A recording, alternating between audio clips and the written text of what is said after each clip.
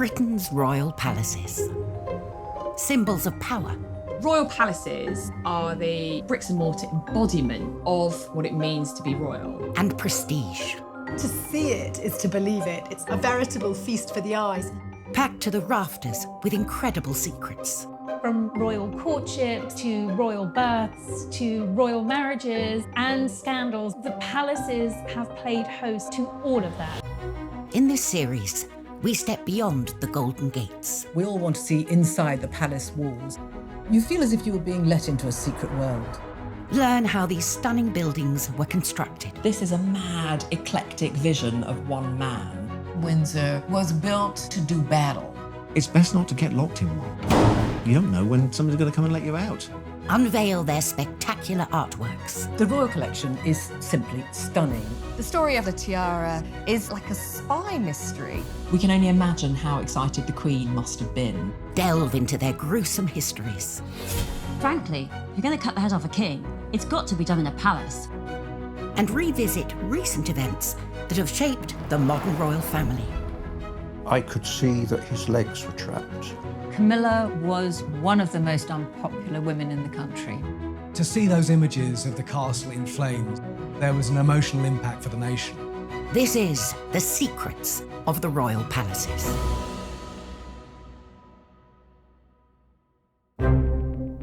This time, we go behind the scenes with the builder who took on one of the most complex renovation jobs in the Windsor Castle restoration. We'd got 2 draftsmen drawing for the best part of a year before we even started to make anything. Get an inside look at the residents accommodating an ever-growing royal family, Kensington Palace. It was a very neat house once upon a time, but when monarchy got hold of it, they turned it into something of an architectural monster. Uncover the secrets sewn into the Queen's most iconic outfit. Hartnell actually added a wonderful secret detail, which was a little 4-leaf shamrock. We discover the most bizarre palatial presents the Queen has ever received. She was given a crocodile, and Sir Martin Charteris, her private secretary, had to put it in his bath on Britannia. And we reveal the castle with the 16th century murder mystery that went horribly wrong. It was going to be the perfect crime. Kill Darnley, blow up his house, no one will be any the wiser.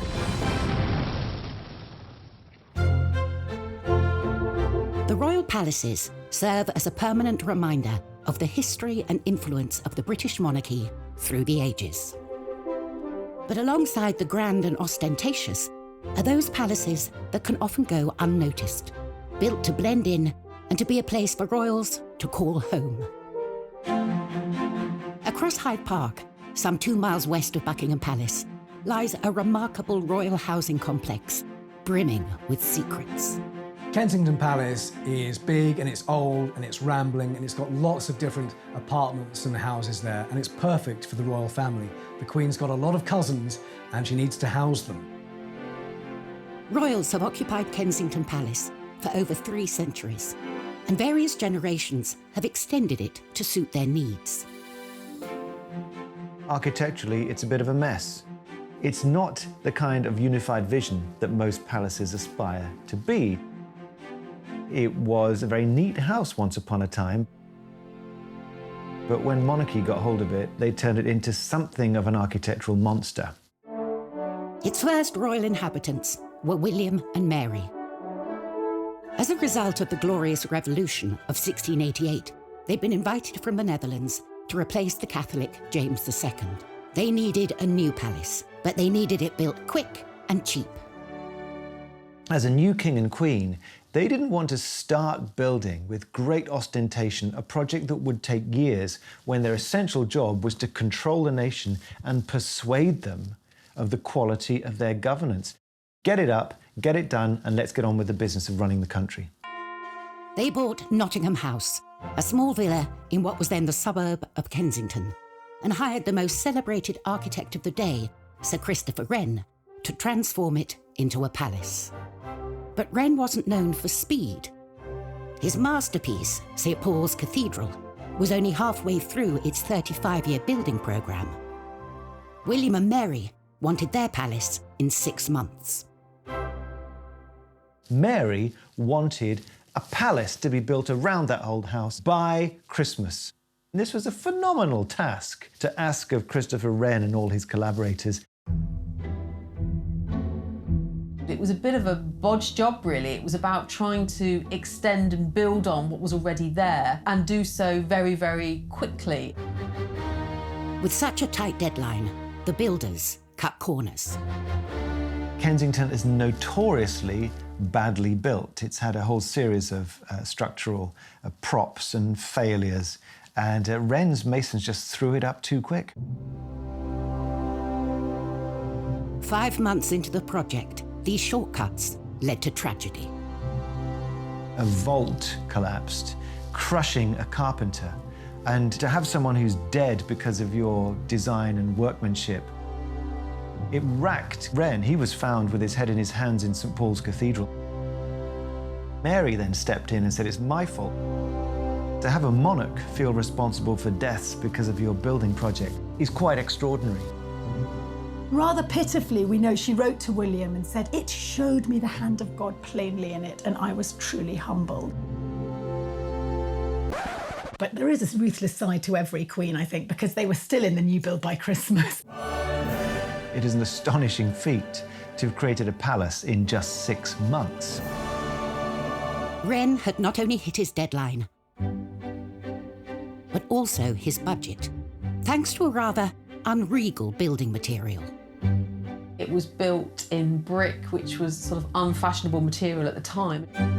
It's quite plain in its architecture. Parts of it just look like a street rather than a palace with, long facades like any London street at the time. It's a bizarre building in many ways. Whilst Kensington Palace is home to young royals like William and Kate and their family, home for the Queen means Windsor.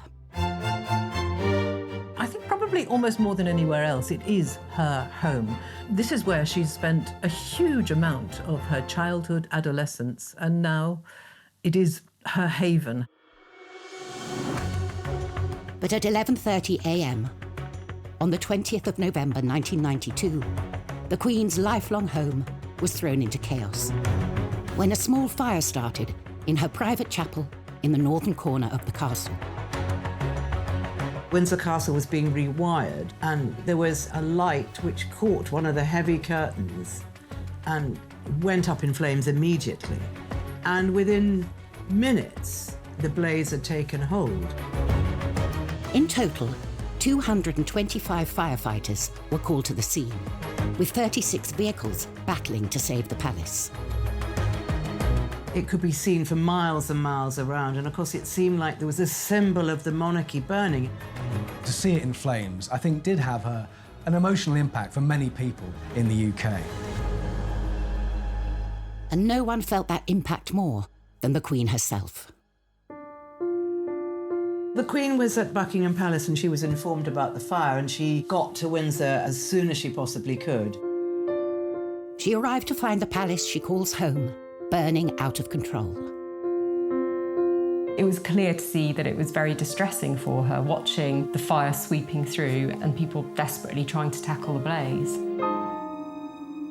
As firefighters battled to bring the fire under control, the royal family leapt into action and helped organise a rescue mission to save the castle's many priceless treasures from the path of the raging flames.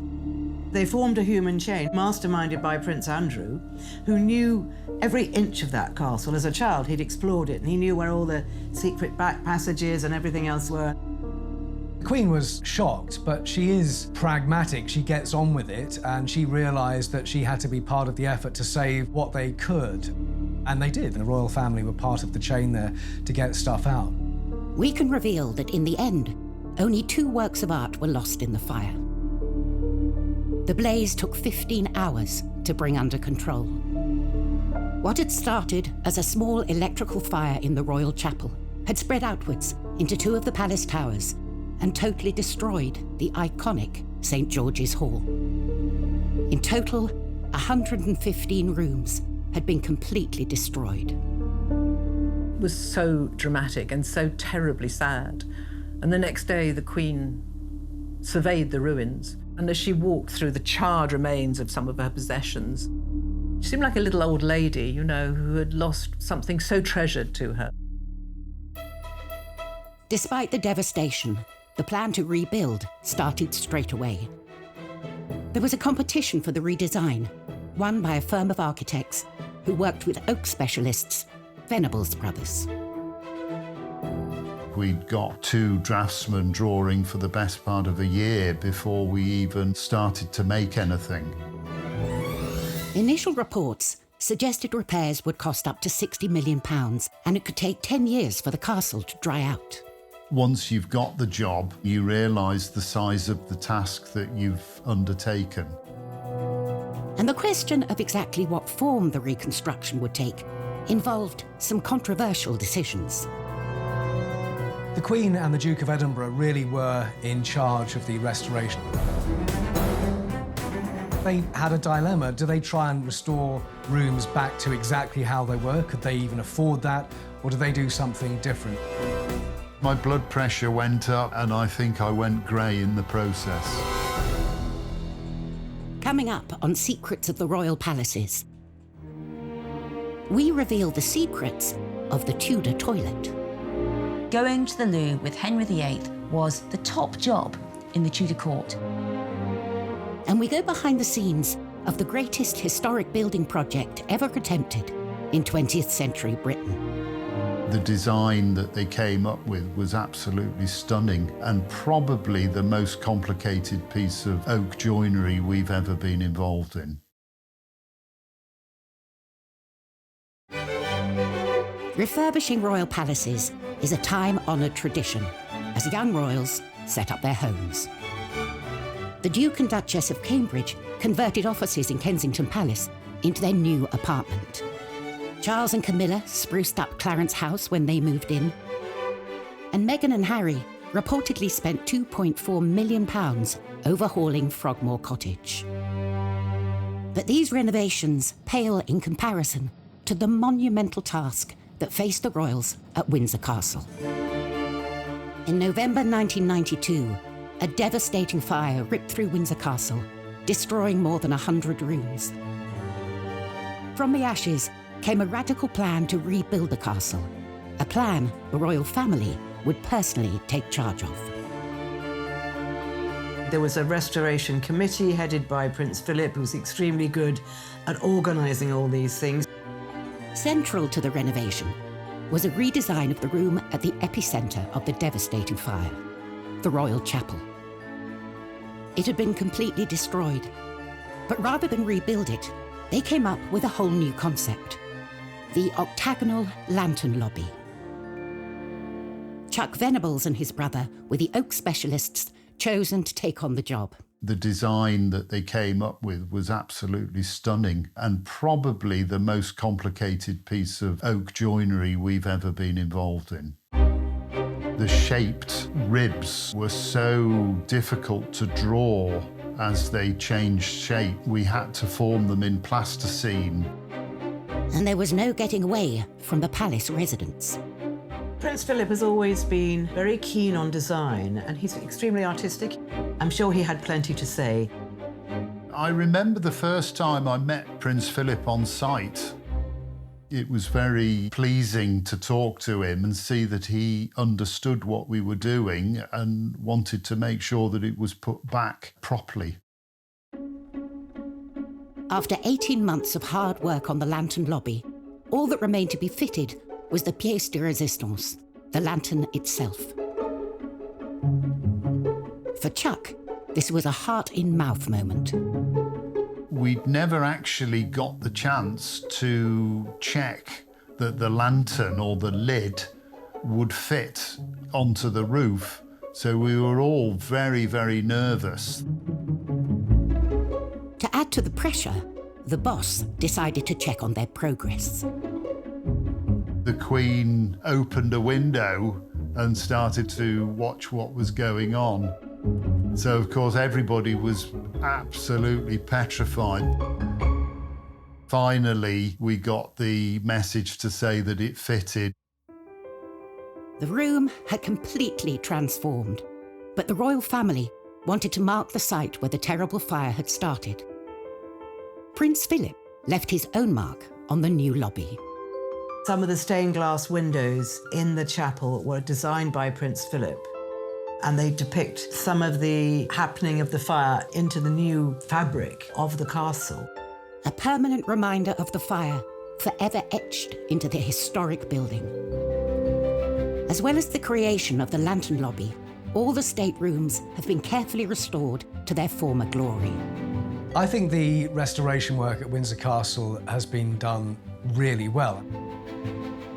The detail and the intricacy of the work is plain to see. Only 5 years to the day of the fire, the castle was reopened with a lavish ceremony. Reconstruction costs had come in at just over half the initial estimate. For recognition of their work, Chuck and his brother were invited to attend. The Queen walked straight up to my brother and started talking to us, and we were both completely lost for words. She did say how much she loved the restoration work. This wasn't just about restoring the Queen's home, it was about preserving the heritage of this country in many ways. When you look at the pictures of what it was like after the fire and how it looks now, I think the restoration there has been fantastic.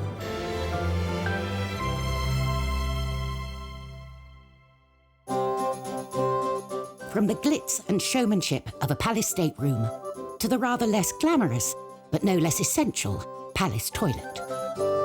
Every castle needs them, but in the past, royal toilets have held some extraordinary secrets. At Buckingham Palace, the Queen and her entourage have access to 78 modern bathrooms. In the time of Henry VIII, what you did in the privy said a lot about you. Henry VIII's court numbered around 1,000 people, from nobles to servants, and they created the most huge Tudor mountain of human waste you can imagine. And that's why so often Henry VIII was always moving palaces. He moved between Whitehall, Richmond, Hampton Court, Windsor Castle, so that one poor palace could have some time to be clean. And also in the summer, he went off to nobles' houses, so they had to sort out all his big, dirty, waste-creating court. And apparently, within a couple of days of the palace being filled by the courtiers, already the walls were black, it was sooty, it was grimy, and there was lots of unwashed bodies. But the worst of all was the human waste. Let's face it, Henry VIII, he liked those giant royal banquets every night, those Tudor meat feasts. And next morning, it was one massive rush for the Tudor loo, and it was often called the Great Easement. And there was a real hierarchy of the toilet at Henry VIII's court. For the poor people, they had a group toilet. 14 or so people going to the loo together, and it was a bit like sitting together on a tube train, and all the waste fell into the moat, so it wasn't really very hygienic.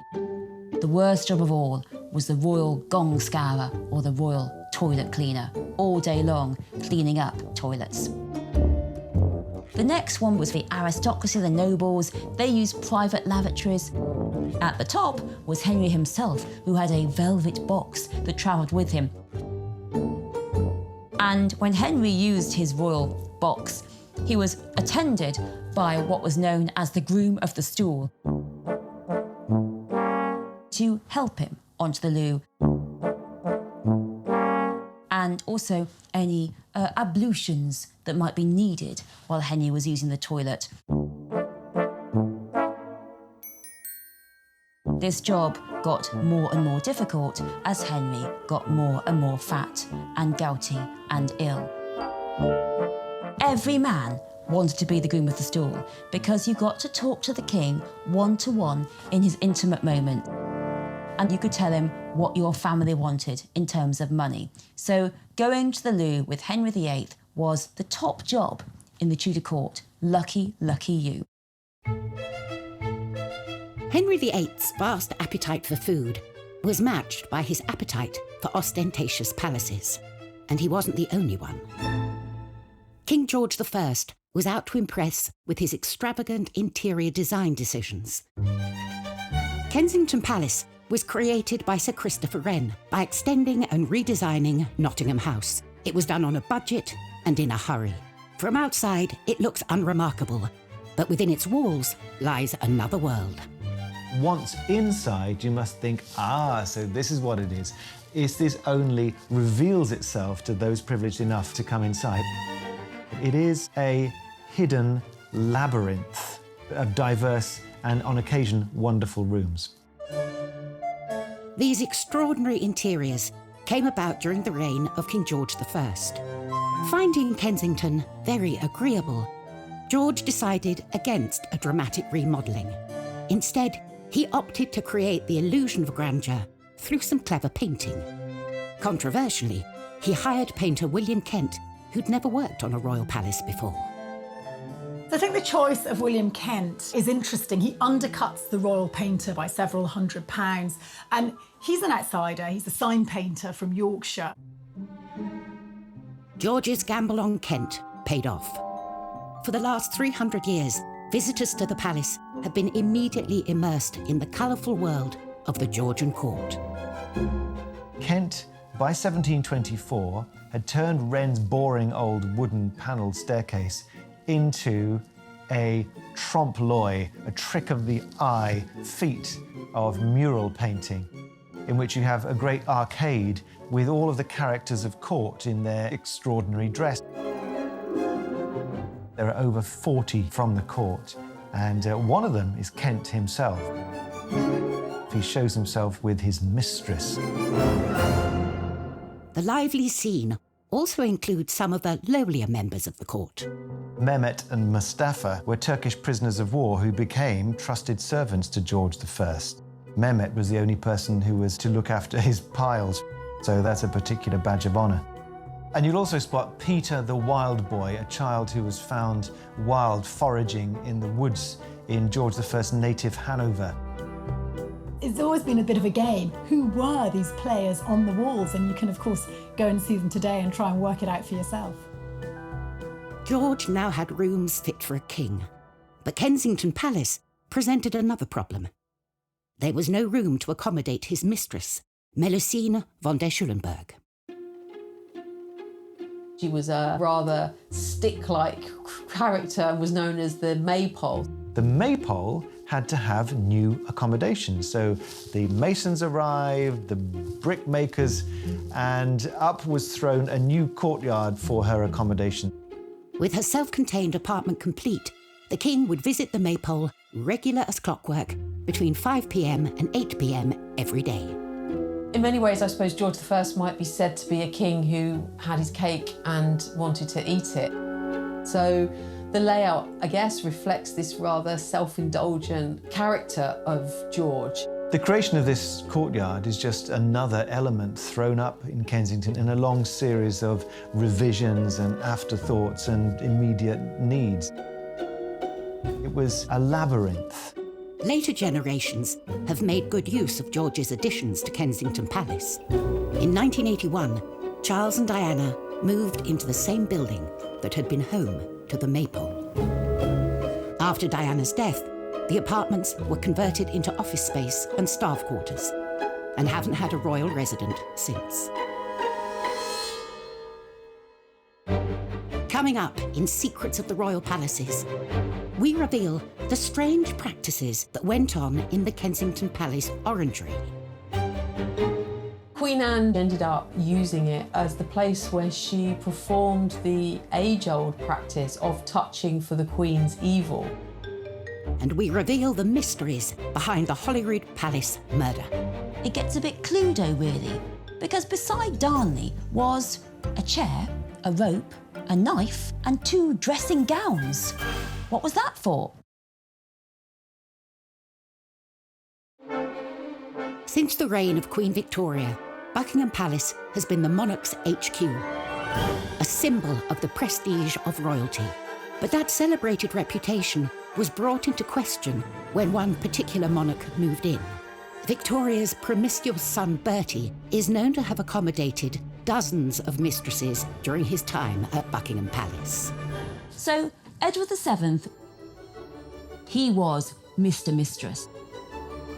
Let's put it that way. There was mistress after mistress. He was known as Edward the Caresser because there were so many of them.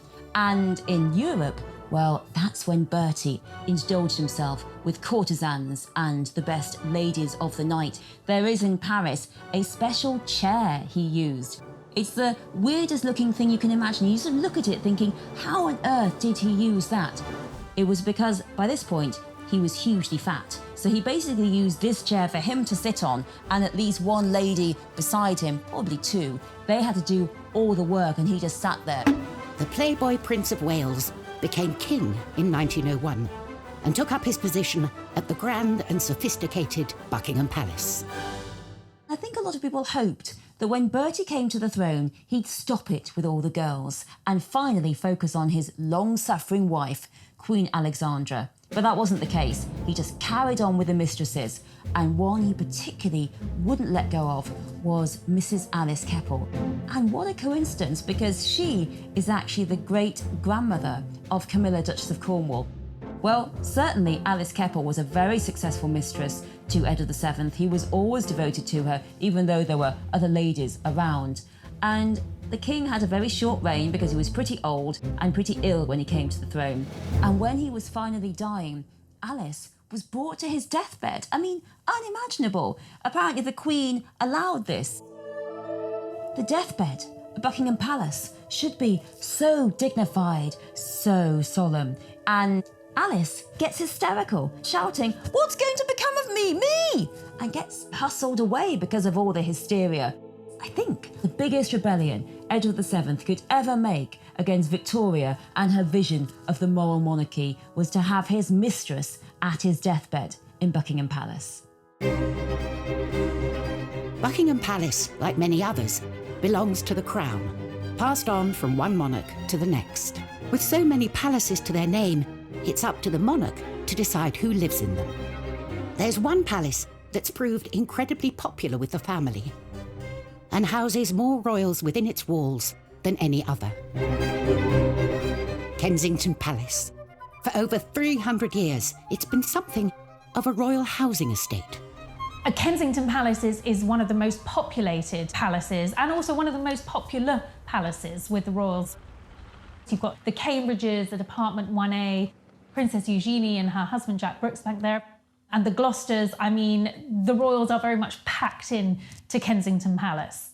It's like a little royal village in the centre of Kensington. Over the centuries, the palace has been altered to accommodate the extended royal family. But its most impressive building wasn't built for a royal. Its purpose was to grow fruit trees in. The orangery was commissioned by Queen Anne in 1704. It was all about housing her exotic plants, in particular her citrus trees. She was very worried that they were going to get frostbite. But, you know, being a queen, she didn't just stick up a greenhouse. Anne instructed that her orangery should be both functional and beautiful. What she managed to achieve there was something harmonious, beautifully organised, very clearly functional, purposeful. It had ducts made of brick underneath the floor so that hot air would be swept in and would allow these oranges and citrus to grow throughout the winter. The interior had fine plasterwork, the exterior very beautifully modelled brickworks. It's a building designed to be seen. Costs for the orangery more than doubled during construction. Inside, elaborate decorations were created by celebrated woodcarver Grinling Gibbons. To see it is to believe it. It's absolutely delightful. It's a veritable feast for the eyes. So lovely was Queen Anne's new orangery that she found it too good to use only for gardening. She ended up using it as a ballroom and also as the place where she performed the age-old practice of touching for the Queen's evil. The Queen's evil was a name given to a disease called scrofula, which affects the lymph glands, and you have a swollen neck. That's the main symptom. And it's thought that it could be cured by contact with monarchs because they are gods appointed on earth. The orangery presented the perfect location for Anne to meet with the sick without inviting them into her home. You can actually go present yourself with your ailment and she would, heal you, make you better simply by being a queen and touching you. The Hanoverian monarchs that followed Anne had little interest in curing the sick. They turned the Orangery into a party venue, which it still is to this day. With the likes of Simon Cowell hosting star-studded parties and hotel heiress Nicky Hilton holding her wedding reception there, the Palace Orangery is as fashionable as it ever was. From parties to the young royals choosing to make Kensington their home, it's a palace that will be forever linked with the trendy and chic side of royal life. But for other royal palaces, their reputations have been forged out of dark and sinister secrets. Holyrood Palace in Edinburgh is stained by the turbulent reign of Mary Queen of Scots. 1567, the 10th of February, there is the biggest murder mystery in Scottish royal history. Central to this whodunit is Lord Darnley, Mary's deceitful and often estranged second husband. Lord Darnley is recuperating from an illness, possibly syphilis. He's in a house just by the city walls, and late one night there was a massive explosion.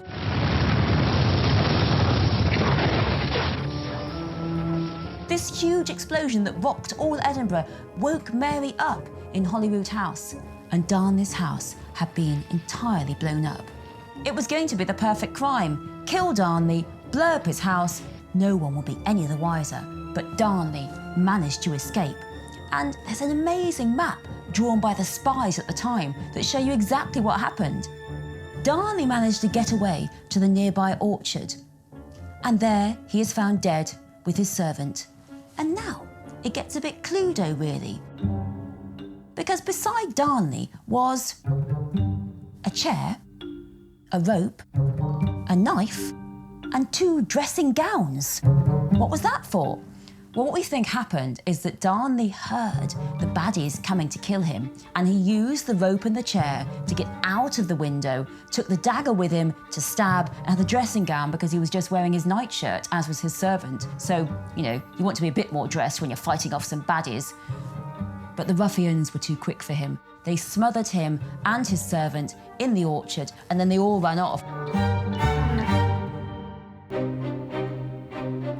Mary Queen of Scots was herself suspected of the crime. Years later, the murder of Darnley was still being blamed on inhabitants of Holyrood House.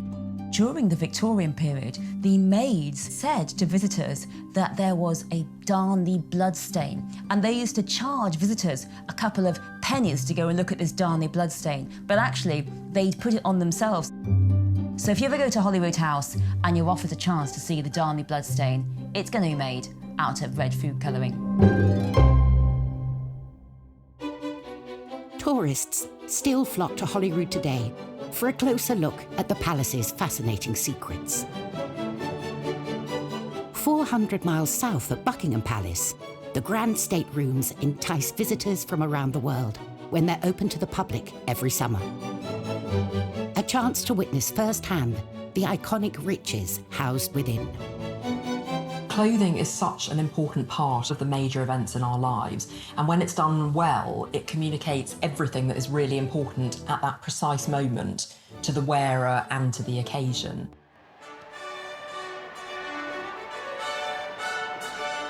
The 2nd of June, 1953, Elizabeth II's coronation. For the first time, the whole ceremony, as well as the famous appearance on the Buckingham Palace balcony, would be televised.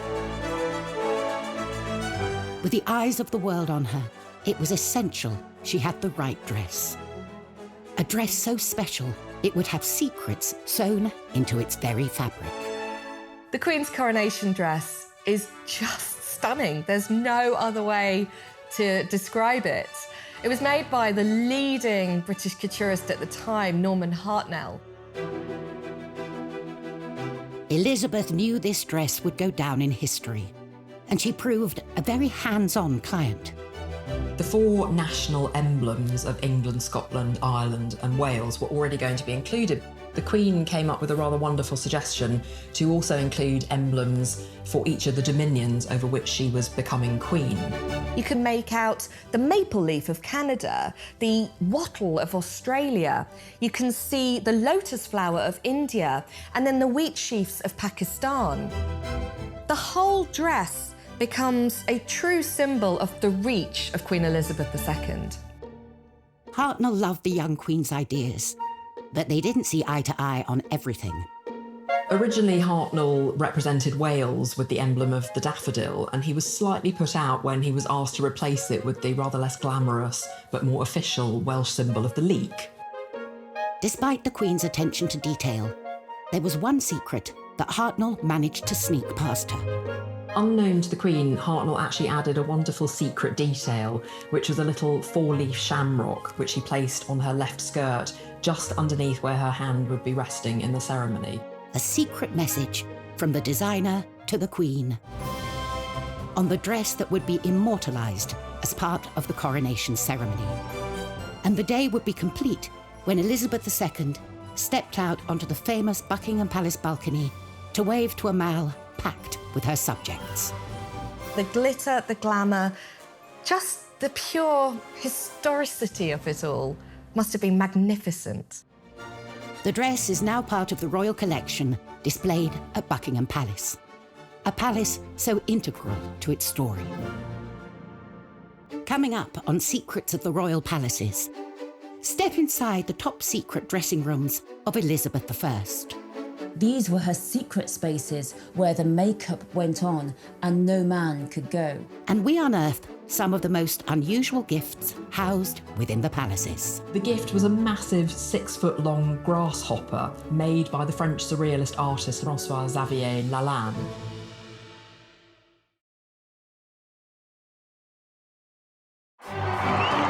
Throughout history, royal palaces have been the site of official ceremonies and royal duties. But when the crowds depart and the cameras turn off, it's a different story. They become spaces where the monarch can put their feet up and truly be themselves. Space one particular queen would have been very grateful for. Elizabeth I, she's one of our most recognisable English monarchs. Bright red hair, this white skin, extravagantly dressed, all the jewels. But she wasn't vain. The Queen did all this excessive amount because she had to. Her image was so vital to her. She knew that people had to see the Queen as majestic, as perfect, as healthy. Because if the Queen wasn't beautiful and healthy, it was thought that the kingdom wouldn't be beautiful and healthy. Protecting and preserving the regal image of the Queen became a top secret operation. Her palaces on the Thames, Windsor, Hampton Court, Richmond, Whitehall, whichever palace the Queen was holding court at, she had a suite of rooms called the Privy Lodgings, each more secluded from the court than the last. These were her secret spaces where the dress, where the makeup went on and no man could go. Only her private ladies went with her and they helped her with her makeup. And the secret of what lay behind Elizabeth I's incredible image was one not to be revealed. Elizabeth's makeup was incredibly toxic. You know, it would be completely illegal today. What she used to use to whiten the skin as a kind of face mask came from what's known as Venetian ceruse, made of lead and vinegar. And on top of this, she wore a rouge, which was lead carbonate and lead hydroxide.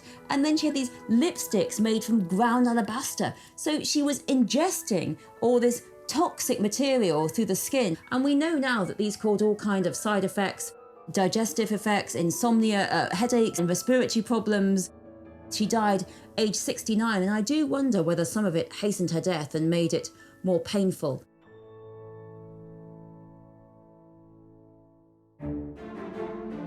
Whilst monarchs through the ages have felt the pressure and politics of keeping up with royal expectations, it's certainly a job that comes with some impressive perks. Gifts are part and parcel of being a royal. Cellars and storerooms at Buckingham Palace and Windsor are full of trinkets and oddities given to the Queen and her family over the years. One of the times when gifts are exchanged are during a state visit. When you think that she's been on the throne for over 70 years, and each year there's been at least 2 state visits, you can imagine the amount of things that she's collected. A treasure trove of wonderful and sometimes weird gifts. Over the years, the Queen has received some really bizarre gifts, from 500 tins of pineapple to horse semen, which was probably quite ideal for someone who is interested in breeding horses. She's also been given a whole host of exotic animals. One occasion she was given a crocodile and Sir Martin Charteris, her private secretary, had to put it in his bath on Britannia. In 1972, the President of Cameroon even sent the Queen an elephant called Jumbo, which was put on a plane and flown over to Britain. One thing you don't want to do is give her something she's already got. One man didn't have to worry about that. The President of France, Georges Pompidou, hosted the Queen and Prince Philip in a state visit in 1972.